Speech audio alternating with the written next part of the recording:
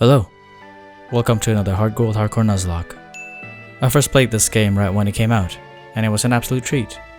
It had pretty updated graphics for its time, you can have your Pokémon follow you for the entire duration of the game, and many other cool features. 2010 me was very happy. I felt like it was a good remake of the original Gold and Silver games. One thing that I always felt missing was the fact that I couldn't really maximize the potential of the trade-only Pokémon, since at the time not many of my friends had a DS and a legitimate copy of the game, and I couldn't really get stable internet connections at the ready. So, this run will be about that, using Pokémon that I would normally never use in a playthrough, with the Hardcore Nuzlocke rules for the cherry on top. So sit back, strap in, and relax. Let's get the rules out of the way. Number 1. Any Pokémon that faints must be permaboxed. Number 2. Only catch the first relevant encounter in each area. Number 3. No items during battles. Number 4. No overleveling. And number 5, I have to set the battle mode to set. No rules for the starter this time, as anyone I pick would be quickly replaced. Before more of you guys ask again, to be able to evolve the Trade Evolutions only Pokemon, you will need the Universal Pokemon Randomizer.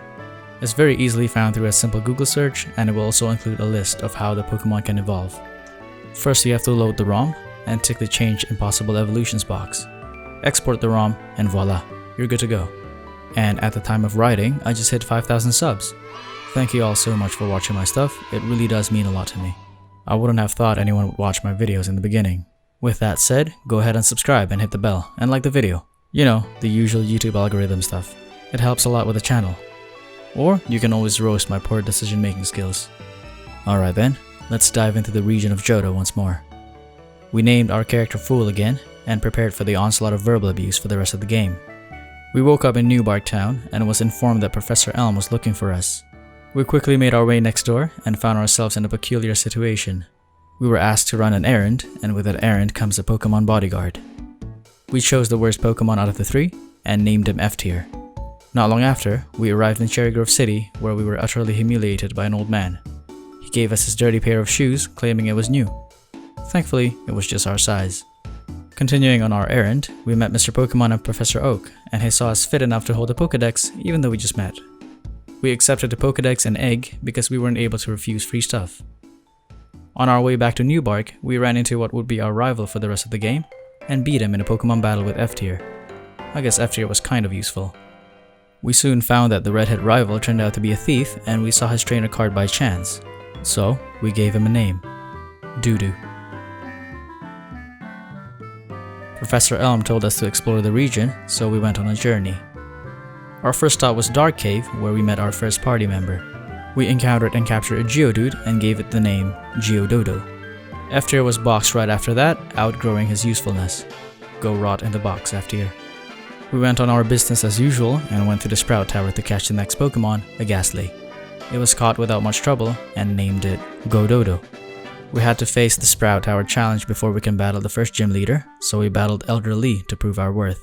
Elder Lee lit his Bellsprout, so I sent out Gododo first. Gododo put the Bellsprout to sleep, then licked the plant Pokemon. The Bellsprout woke up after 2 turns and went for growth. The lick after that scored a crit and downed the Bellsprout.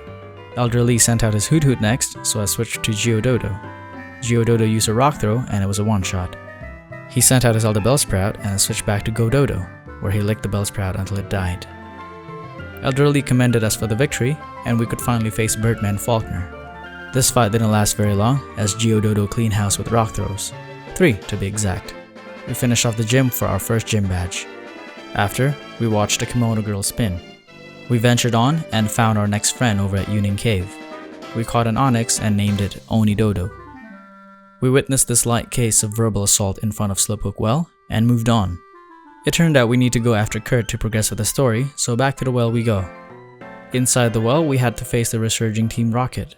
We battled Proton, where Onidodo spammed rock throws until we won. Kurt thanked us for a heroic deed, and we gave him an apricot. I actually forgot to come back for this ball until the end of the game. We went back to the Slowpoke Well, where we caught a Slowpoke. It was named Slowdodo. Before we faced off with Bugsy, I decided to battle Doodoo first. He led his Ghastly, so Slowdodo made his battling debut.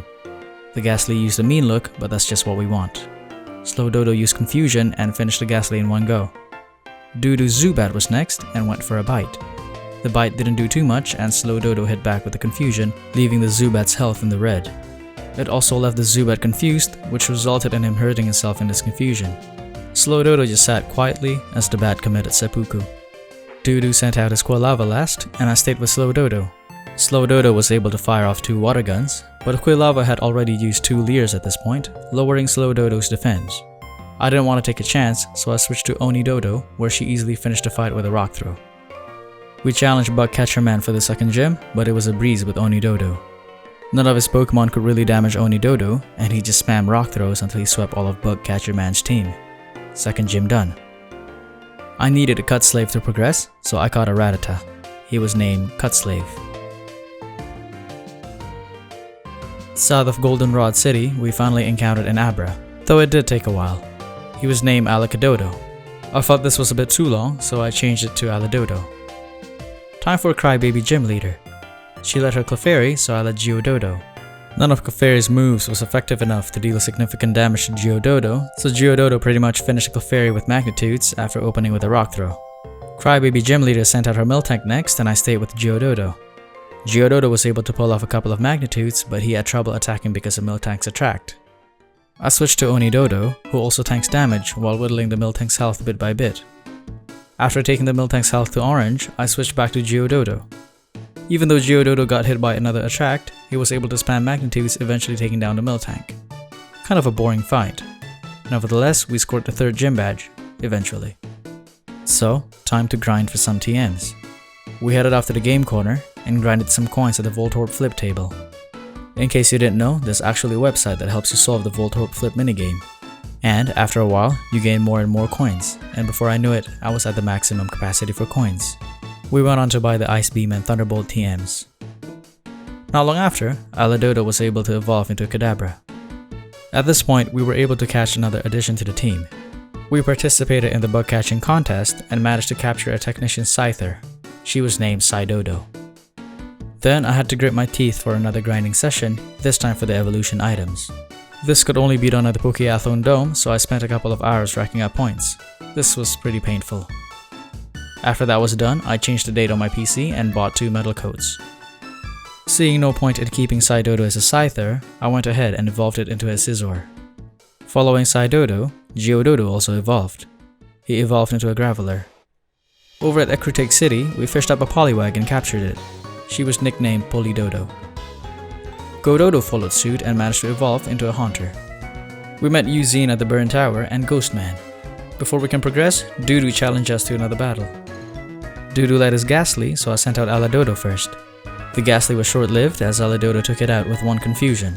The Zubat is next and shared a similar fate like his Ghastly. Doodoo sent out his Quilava next and switched for Slow Dodo. Slow Dodo tanked a Flame Wheel on a switch-in, but it was barely anything. 2 water guns later, the Quilava went down. Doodoo sent out his last Pokemon, a Magnemite. I switched for Geododo, who finished the fight off with 2 Magnitudes. We watched the legendary dogs hop around and moved on. We made a short trip back to Goldenrod and grabbed the Swords Dance TM for Psydodo. And now it was time for the 4th gym battle facing Ghostman. For this battle, I decided to use quite possibly the most broken Pokemon in Generation 4, Psydodo. Ghostman led his Ghastly and I sent out Psydodo. I stacked 2 Sword Dances and you can guess the rest. Pursuit, Pursuit, Pursuit, Pursuit. Easy badge. We saved this Kimono girl from the rocket threat and got the Surf HM. Joining his friends, Slow Dodo was finally able to evolve, and he was now a Slowking. I needed a Fly Slave for when I do get the HM, so I caught a Pidgey. I tried to name her Fly Slave, but I guess I messed up. She's now a Fly Save.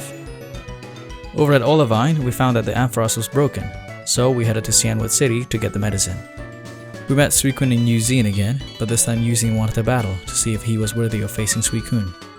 I let Psydodo and set up 2 Sword Dances and well, you can kinda guess the rest. I won't be using Psydodo all the time, I swear. And then it was time for the 5th badge with Muscle Entity. He led his Primeape and I led Aladodo. Aladodo outsped the Primeape and one-shotted the monkey with 1 Psybeam.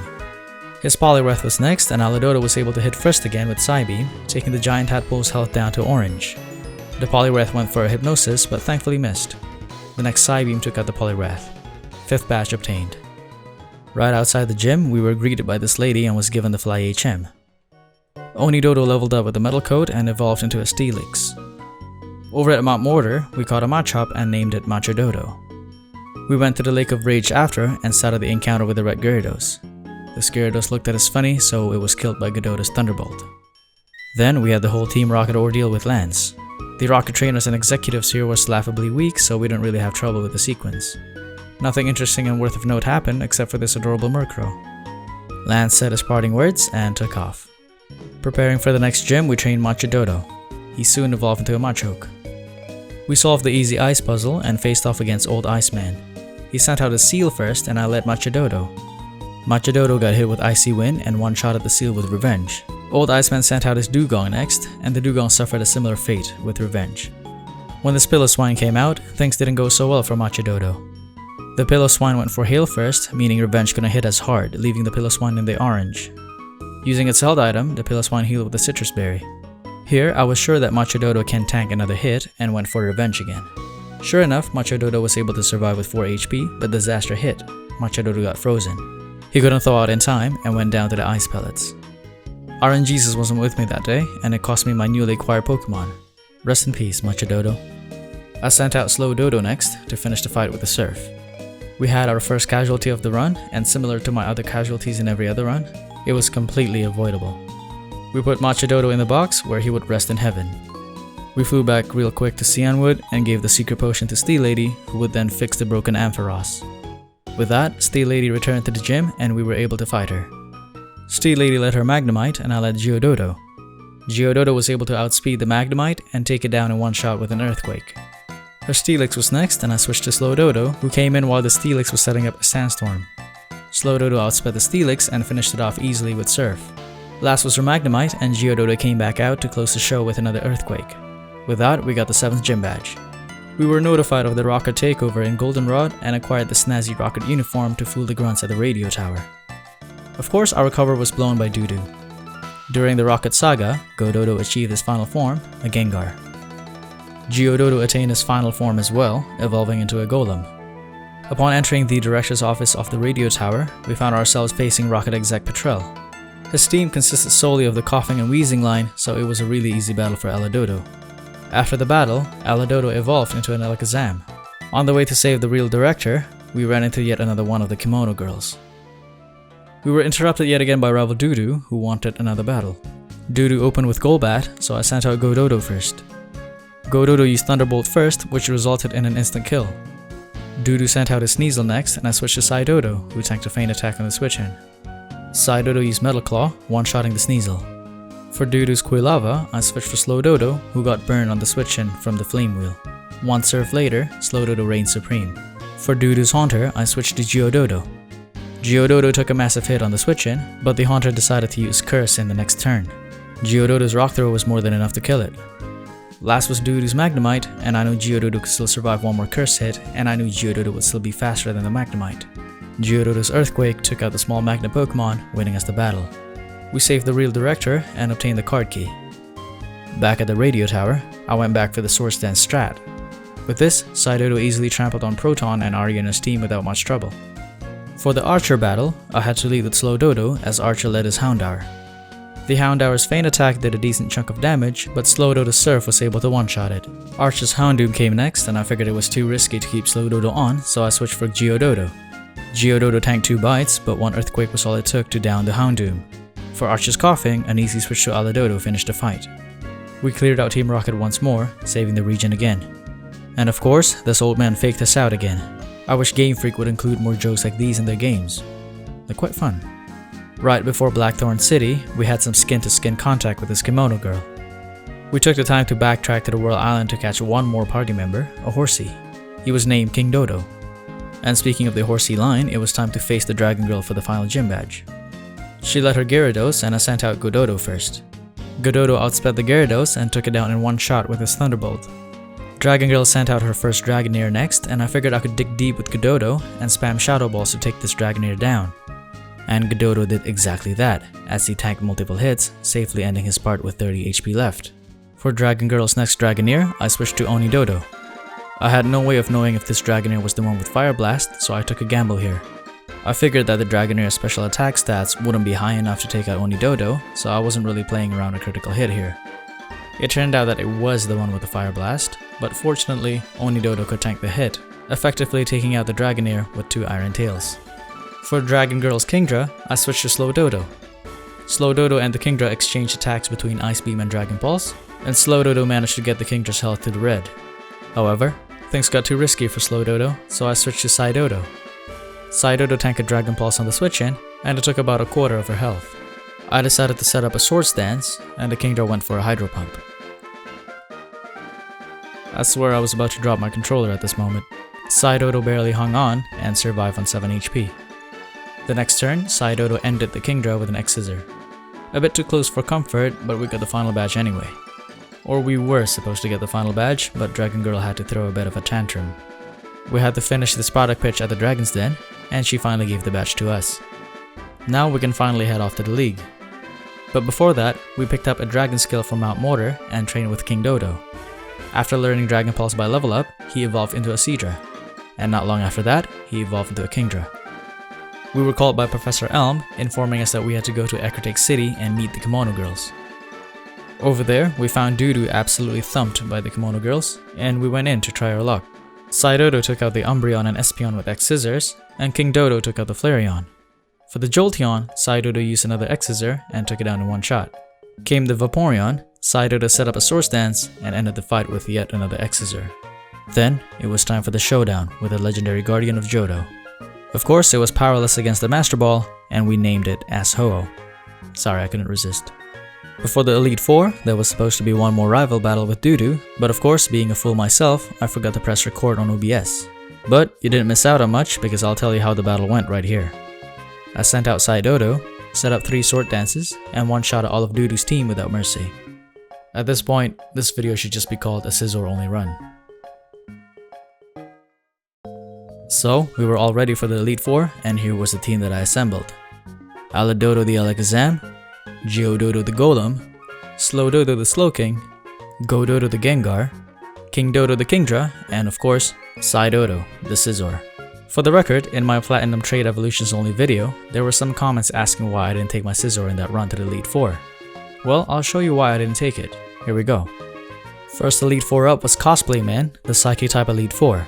He led Xatu and I led Gododo. You know what? This wasn't even a fair fight. It was entirely just Gododo using Shadow Ball, Shadow Ball, Shadow Ball, Shadow Ball, Shadow Ball. We won that fight without any damage taken. On to the next one. We faced off against Ninja Man, and he sent out his Ariados first. I, of course, led Psydodo. Psydodo sets up a Swords Dance, and the Ariados use Spiderweb. The Ariados battened past the Ninja Man's fortress, but it was taken out in one go with Wing Attack. Next was his Crobat, so I set up one more Swords Dance as he used Double Team. We then exchanged Wing Attacks, but of course Psydodo won that exchange. And the rest of the fight was just Wing Attack, and Wing Attack. Ninja Man never stood a chance. Next was Muscle Man, and I took Aladodo to lead the fight. Psychic, Psychic, ooh, nice crit. Psychic, Psychic, and Psychic. Nice.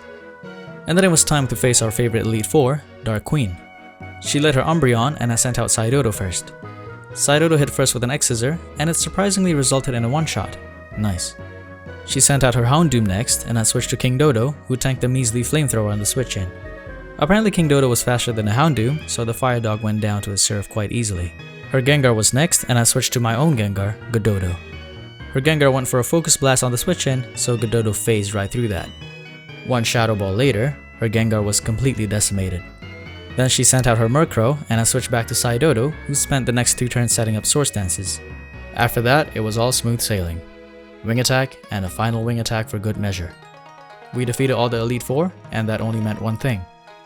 We had to battle Dragonite Man for our last battle. We entered the all-gold champion room, and began our showdown with Dragonite Man. He sent out his Gyarados first, and I led Gododo. Gododo went first, and scored an easy victory against the Gyarados with a Thunderbolt. Next was his Aerodactyl, and I switched to King Dodo, who tanked the crunch on the switch-in, resulting in a decent chunk of damage. Next turn, the Aerodactyl outsped King Dodo and used a Rock Slide that resulted in a chonky damage, leaving King Dodo in the orange. King Dodo hit back with a Surf though, ending it instantly. Dragonite Man sent out his first Dragonite, and fortunately, King Dodo was able to strike first with a Dragon Pulse. Down goes the first Dragonite. The next one came out, and it also died to a Dragon Pulse. Dragonite Man's last Dragonite was then sent out, and King Dodo went for a Dragon Pulse one last time. Unfortunately, the stronger Dragonite was able to tank the Dragon Pulse, surviving in the red. It would then heal with the Citrus Berry. The Dragonite hit back with an Outrage, and there was no chance of survival for King Dodo. He went out in the glorious rain of Dragonfire, leaving the rest of the battle to his friends. Slow Dodo came out ready to avenge his friend, tanking the next set of Outrage. After almost dying to Outrage himself, Slow Dodo managed to hang on and finally took out the pesky Dragonite with an Ice Beam. Dragonite Man then sent out his last Pokemon, a Charizard. I switched to Geododo, our official starter for this run. Geododo tanked a Shadow Claw on the switch in, but it was barely tickled. Geododo did get hit with an Air Slash in the next turn, but it was too late for the Charizard. He fired off 2 Rock Blasts, which absolutely annihilated the Charizard. We took down all of Dragonite Man's team and took the throne for ourselves. Professor Oak and Marie rushed in to get an interview, but Dragonite Man took us to the Hall of Fame to record our feat. The credits roll, marking the end of our journey. For now, at least. Let me know in the comment section below if you guys want to see the Kanto part of this run.